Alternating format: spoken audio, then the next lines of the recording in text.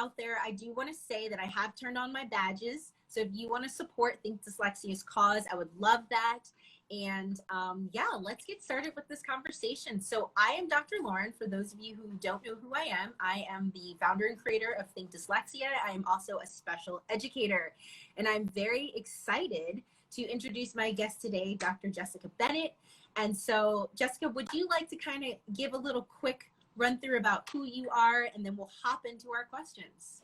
Yeah, sure. So I'm Jessica Bennet. My students call me Dr. Bennet. I am also a special educator. Like Dr. Lauren, have my associate's training and certification with the Academy, with the Orton-Gillingham Academy. And I've been practicing, I'm starting my 16th year as a teacher, and I have always had a passion for literacy education. Started out my career in deaf education, and Wow. now I work primarily with kids who have dyslexia and ADHD. That's awesome. So that actually leads me into my first question. So you're the CEO and founder of Mindful Literacy. So you kind of gave us a little brief synopsis as to your context in literacy, but can you tell us a little bit more, like what drove you to really start Mindful Literacy? Yeah, so Lauren, the impetus, it's actually Mindful Literacy is two-pronged. The first of it is a nonprofit, and the impetus for it was I recognized there were so many inequalities in education. And so while I was still in the classroom, I started the nonprofit, and with the idea, it started off with a simple idea of raising scholarship money to provide tutoring to kids. And through the board being started with various colleagues and mentors, they are really encouraging it, the nonprofit Mindful Literacy Columbus, to be bigger than Scott. Of course, we want to help kids, but for it to be a research center and a training center where kids do benefit, they will come to, much like in dyslexia centers, get the Orton-Gillingham based teaching, but also we're teaching adults and teaching parents and teachers and doing research and moving the field forward. Right. So I found it very difficult to start and nurture a nonprofit while in the classroom. Yes. And COVID hit, and I have 3 small children. So just happenstance that I walked away from the classroom and started a private practice. So now the Mindful Literacy practice is my private practice, where we are very much service oriented towards tutoring kids first through. I'm getting college students now in executive functioning coaching, and even struggling medical learners. Wow. Yeah. Okay. So kind of full service, and like a two-pronged concept. So we say mindful literacy, and the two are so closely married. I envision in the future that all of my work will be dedicated to the nonprofit, and but still doing the same things, always having kids in my life, always doing teacher training. So yeah. That's awesome. And I really appreciate you sharing kind of that wide breadth of what it is you're doing, how you got there, and just the wide range of clientele really that you're working with. So can you touch on why mindfulness is such a critical component to literacy? I don't think people usually put those two together, but it made sense when I saw it together. I was like, oh, that's actually a really interesting approach. And I would love if you could unpack that for us. Yeah. So that also kind of has two parts to it. The first is I was so surprised when I kind of made the shift from going to teaching kids who are deaf and hard of hearing, got my doctorate, worked in research, worked in doing field-based research, and then went back into my own resource room, 5 years after. I was so surprised to see kids with dyslexia and ADHD have so much anxiety and so many social emotional challenges that they were working through, that because of the work we're doing, I couldn't separate, the social emotional component from being a striving reader or a rising reader. And so through my own mindfulness practices, I would slowly start bringing that to literally to the table of the classroom before, during, after we're doing our literacy work. And it made a profound impact on so many of my kids, to the point where by the time the pandemic came around, I had groups of kids coming in before school, after recess, to sit and do like some pretty contemplative meditative practices, where we'd have like little meditation club, and they'd have centering breathing work that we do, and we would have fun with it and play. But it became a very important piece to my kids' learning environment. So it's almost like it changes their physiology. You know, they're learning to self-regulate in a way that they were never taught, but also that reading component, that social aspect of not really knowing. And some students do know, gosh, I'm really awkward and I don't understand these jokes. And some kids just don't get it. And it can cause a lot of friction and anxiety in that social piece. So I feel like when you incorporate that mindfulness component, it makes a huge difference. And I personally wish that that was more of a and I know in public schools, at least in Maryland, I know that some schools are pushing for SEL, you know, to weave that in, that social emotional learning, but I think it's more of a general sense, not specifically for kids with learning disabilities. And I think it should be across the board for all students, because we all need that mindfulness, you know, that moment of pause. I mean, I work in a Quaker school, so we have meeting for worship, and that's supposed to be a time to reflect. You know, before staff meetings and any kind of meeting, we always have take a moment. You know, we what do we call it? It's like a pause. So I feel like hearing that mindfulness added in that component, I think it's just so critical. And that's another reason why I really wanted to have this discussion, because I want folks to hear that you can't really separate the two from what you're saying. So that's excellent. Yeah, totally. It was funny too, because, you know, when you're in a classroom setting, the door is open or it's closed because you're in there meditating, but people notice. And by the time, when we were still meeting in person and having staff meetings, at some point, my principal pretty regularly would be like, Jessica, can you lead the staff in a meditation? I know I've had some folks who had a rough day and whatever. Right. And so it can be totally non-secular, but yeah, just folding in those mindfulness practices is definitely an intentional part of mindful literacy.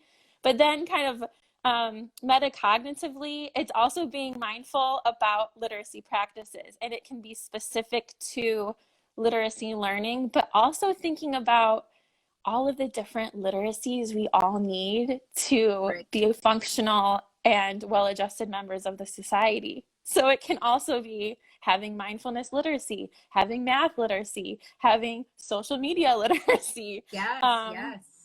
It all weaves in together. No, absolutely. Yeah. So, and a big part of that too is through my own figuring out how to best teach kids with dyslexia. It Right. wasn't always one approach. It's always here are my tools, here's my toolbox, I need to learn more. And so being mindful that I am a learner too, so that I can be the best teacher I can be. Yeah. And I think it's that self-reflection piece, that if we as teachers do that, then we can really serve our students and be in a better place to give them what they need, which is awesome. Yeah, totally. One of my favorite, I'm teaching a systematic reading instruction class at Otterbein University, and today we talked about comprehension. And I was telling the class about my favorite experience co-teaching with a 5th grade teacher who we're in an international baccalaureate school, and I'm a systems thinker. I like to zoom out and see big picture to really be good at understanding something. And she had this bulletin board, and this is so relevant because I'm, as a special educator, trying to figure out how to connect students to what they're learning in their classroom, repeating, rephrasing, restating. Anyway, so the things were connect to self, connect to other texts, connect to world. Yes, yes. And so that's a pretty well-known tactic, but that can be applied to literally everything. It really can. Absolutely. And it really gives you that sense of pause, like, oh, how,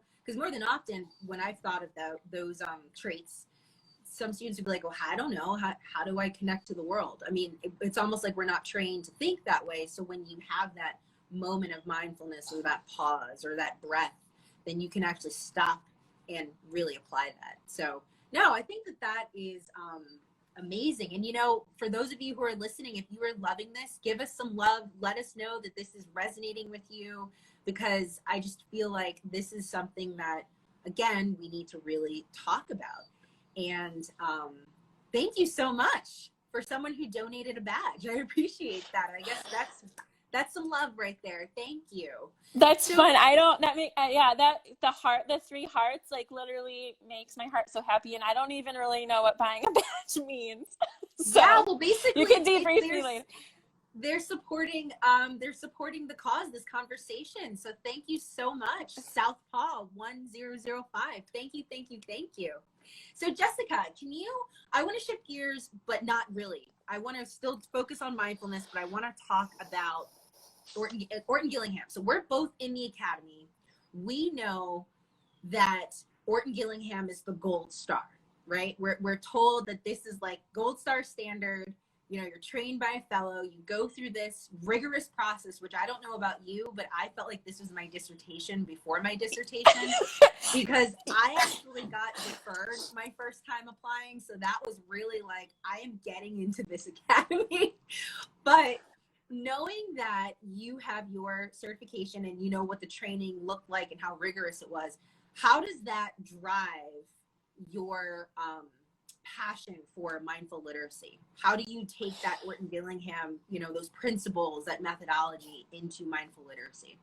Yeah. Well, first of all, thanks for sharing that. I did my certification after my PhD, and I kept saying, okay, it is like I have 2 PhDs now. Like, exactly. It took me, in between having babies and nursing, it took me as long to get my certification as it did to get my PhD. And I don't think people on the street realize how intense it is. It is intense. It's very intense. Yeah, it also is so funny and just confirms to me that you're stuck with me now, because I keep saying to people, because I'm a visual learner as well. So I keep like trying to think of ways how to explain my answer to the question you just asked me. And to me, the gold standard of having a practicum, 100-hour practicum with a supervised fellow, right, is baseline for me. And I keep saying it's the tip of the iceberg. So I just like lost it in joy when I saw your iceberg. Picture the other day, a couple weeks ago, I was like, oh my God, I have an iceberg picture in the works, trying to work out like right, the thought process. So to me, if you take that visual of the iceberg you gave on my computer, the iceberg, the tip of the iceberg is OG. And beneath the surface of the water are all of the other components of literacy and language and social emotional development that also have to be integrated and touched on. And if you think of an iceberg, it's so deep and vast. And so is our written language. And so you're not going to come out of the academy at the associate level knowing all there is. You're going to know how to find answers, and that is like the beginning of a lifelong journey. And it's okay. I think students need to know this is a lifelong journey. There are a million words in English. I certainly don't know them all, but I'm learning with you, and I know how to find answers. So that's, to me, the practicum has been a catalyst for that kind of learning, that kind of rigorous quest for knowledge. Yeah, no, I love that answer, because to touch on this, I think you're absolutely right, Jessica. A lot of folks don't realize when you go through the Orton-Gillingham Academy just how rigorous it is. And so I have a friend who is a fellow, and she says, really, the associate training is like boot camp. You are learning so much in that 60-hour course, and then you do the practicum. And I feel like for me, it was a lot, but I also started my career right at the beginning of like the beginning of my career was Orton-Gillingham. So I graduated from graduate school and then I just learned all of this. So for some folks that go through it, they're kind of unlearning whatever they did in public school. So it's like a completely different approach. But I love how you're talking about the iceberg, because you're right. I mean, OG is at the top. That's what we're seeing on the tip of our iceberg, but there's so much underneath there that you can't ignore the social emotional piece. You can't ignore, the social interactions. I mean, I put out a post a while ago about the 5 ways that dyslexia affects social cues. And I don't think people realize just how impactful that is. And when you're working with littles, 7, 8, 9-year-olds, you can undo a lot of the learned behavior, but when you get the big kids, the secondary, the college age kids, that's when you really have to like do the mindfulness, unpack, realize you have to protect their ego. I mean, there's so much involved, which is another reason why we say early indicators is much better. Early signs, early screeners, early indicators. Let's get it early. But yeah, go ahead. Yeah, no, I was just going to say, I think you're talking about older learners.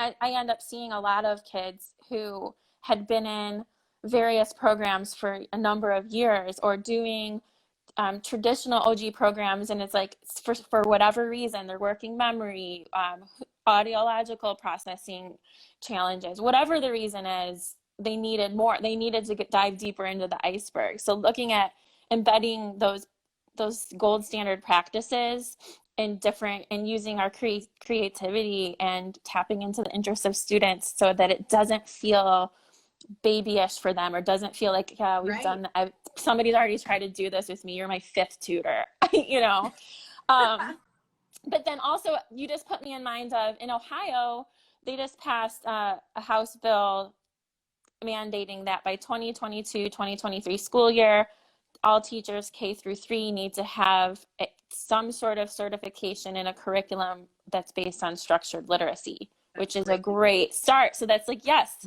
okay, we're making some movement. Let's make that happen. But knowing that that's just the beginning. Right. And I know we could go on and on about that, but I wanted to come to our final question for our audience. And this is really about mindful literacy. So can you share a little bit more things maybe you haven't shared before? And also, like, what services do you provide so folks can reach out to you? And are they virtual? So anyone who's outside of Columbus, do you work and support them, or can you work and support them as well? Yeah, absolutely. Thanks for asking, Lauren. I appreciate it. So first and foremost, the nonprofit work is at the heart of it. Brings me the biggest joy in what I do day to day. Our vision is to have a center where we can conduct research and do trainings, and kids come and get their tutoring done. So to do that, we are really looking for strategic partners to make an impact on our community. So the biggest thing we're doing right now is trying to make connections and network and find partners who can help us get our vision off the ground in a reality. With that being said, we do have a conference coming up, and the theme of the conference is executive functioning, practical strategies for maximum growth. And we have strands K through 12 and content area strands for literacy, math, and social emotional skills. You can attend in Columbus, Ohio, but you can also attend virtually. Oh, that's great. Yes. And somebody asked if we would be recording it if for some reason they couldn't make it live virtually. And I absolutely, we'll make that happen. We'll make sure you get the information. Yeah. But all of the proceeds, Where can people find this information to sign up for this? So at mindfulliteracypractice.org, there's a tab at the top when you go there called Conference 2021. So all the information about the conference is on there, and then you can click to register. That's awesome. Yeah. Yeah, and then the other side, on the private practice side, we service kids really 1st grade through, as I mentioned, college, and even in professional school for dyslexia. We do a lot of enrichment services. Our biggest program right now is our fluency program. I think one of the underutilized evidence-based practices is repeated reading strategy and math fact fluency. So it's a quick hit, 10 minutes a day for kids. I also think it's the first thing to go in our lesson plans is fluency training. So we've been seeing tons of growth. That is a virtual program. We have an ACT, SAT prep program for kids with dyslexia and ADHD. It can also be virtual.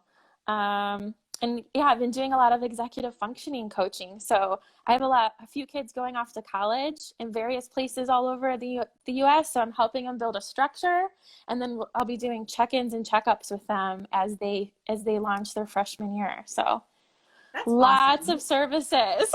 Yes, and you must feel really great knowing that you're reaching so many different age groups, so many different life milestones. I mean, that's awesome. It's really fun to grow with kids. So a lot of the kids in my private practice I've been seeing since they were in first grade and they're about to start fifth grade. Or so to see them and be with them for years is we talked about this, Lauren. We talked about the relationship building piece and how important that is. Huge. It's yeah. huge. So that's been great. I love hearing people's feedback because I do feel like we have a large breadth and depth of what we can do. And I also sometimes feel like my ADHD gets the better of me. And I feel like, should I focus on one thing? And it's like, no, I have so much to give. This is all in my wheelhouse. This is all in my heart. Kids grow. Wouldn't it be awesome to work with a kid first through like medical school? Yes. Yeah, then you really, well, it's like your own kids, right? Like you see them from birth till whenever and wherever they are in their milestones, and it really it becomes an intimate relationship. I mean, I looped up with my caseload when I taught 7th grade. I taught 7th grade for 1 year, and then I moved up with them and I stayed in 8th grade for 3 years, more so because I liked the curriculum better, and I also I just kind of like the 8th graders. They were just like so cool. But it was awesome to kind of loop up with them and the families, because then they knew they had that trust of like, oh, okay, I already know my case manager. I already know that she knows my learning differences and what works.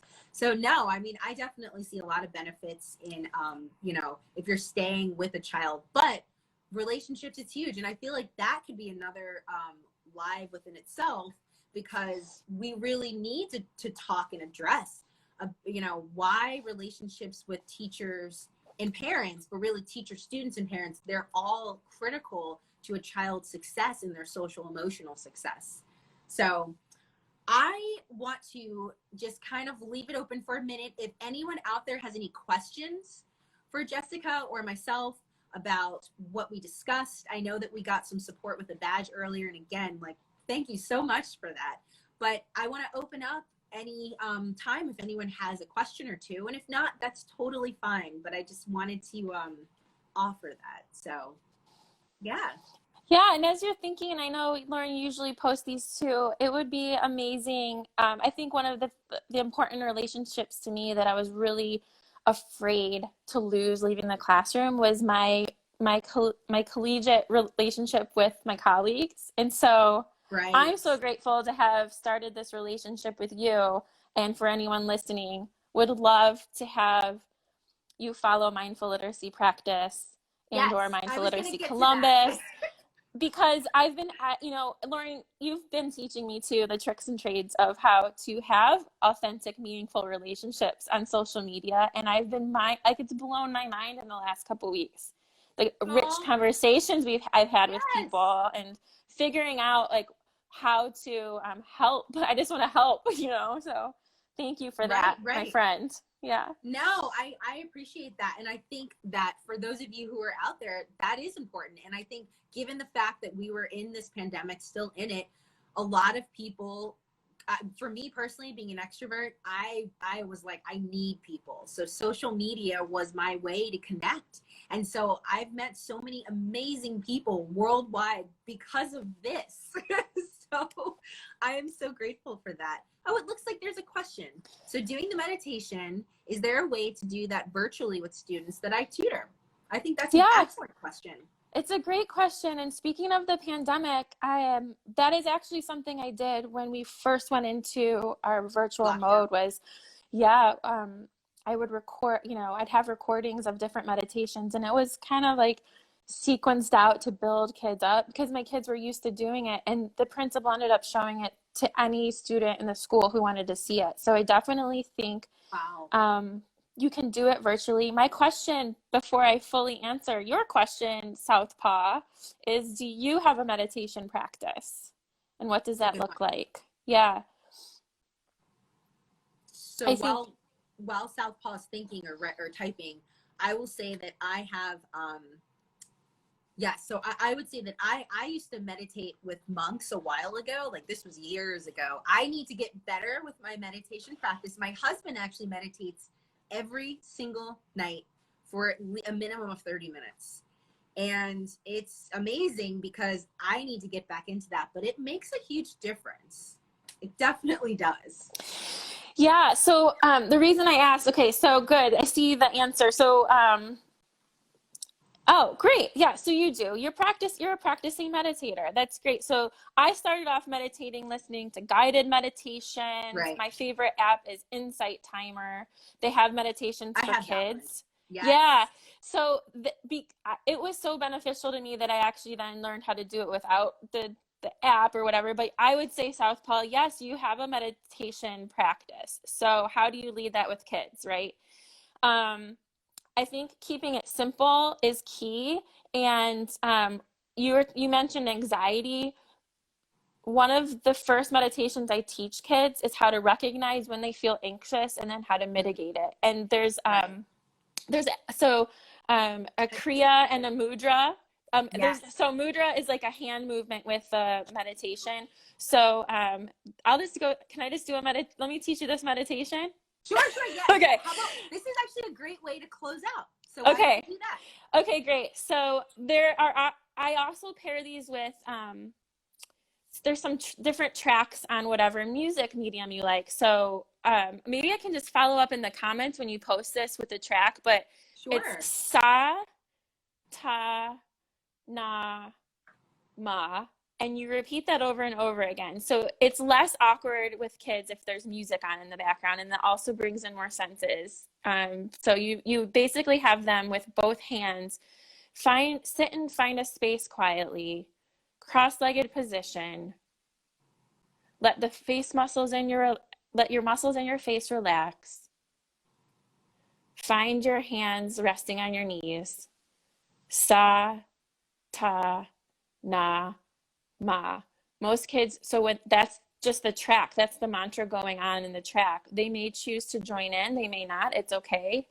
I've had kids learn how to do this. I'd sit with them when they were in an escalated state. Mm. They would tell me, I've had several different boys tell me, one boy said, "Oh, Dr. Bennett, remember how we practiced Satanama?" And by the way, I would do that for about 3 minutes. Do it for 3 minutes when they're not escalated. So you're teaching them the tool and telling them, when you feel anxious, when you feel escalated, sit down and do this. He's like, "I got so mad at my brother the other day. I went outside and sat under a tree and Satanama, and I feel so much better." Oh, that's great. So it's like, wow, I really didn't expect that. That's amazing. That is. Yeah. So lots of kids with anxiety, we do Satanama, and they practice it. You practice it. I practice it. When you need it, you tap in, and you can get yourself to a different headspace. I love that.